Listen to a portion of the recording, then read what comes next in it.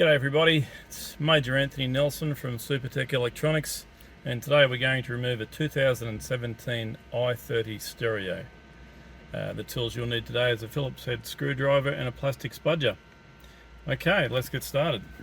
Now the first thing we're going to remove is this guy here. So ours is loose for video purposes, but what you need is to clip that up, then slide it to the left and out. And now that can just sit there because that's been hiding two screws. Once you've got those out, we're going to start removing this bit here. But before we do, there's one screw that holds it in there, and we're going to take off the side bit so that we can remove that screw. Okay, we're going to pop the boot down just to get access. We're going to put a spudger in there.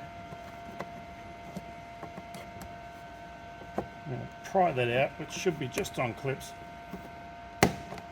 There's one. There we go. And there's the screw that it's hiding. We're just going to remove that screw.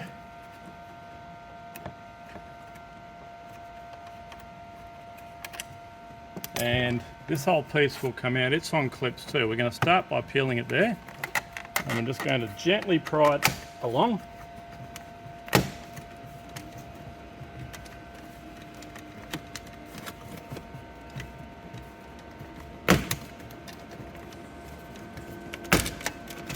Go. Okay, so now that we've got it loose up to that point there, we're just going to loosen this bit here. We're going to pull that down just enough to allow this, because it sits over that, so that we can take this piece out. There we go. And that can just sit there loose. We're going to remove two screws that hold the air vents in.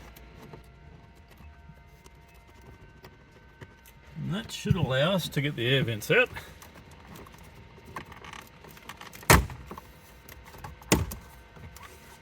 Okay, they can just sit down there too. And I think it's going, yes, it's going to hide two more screws.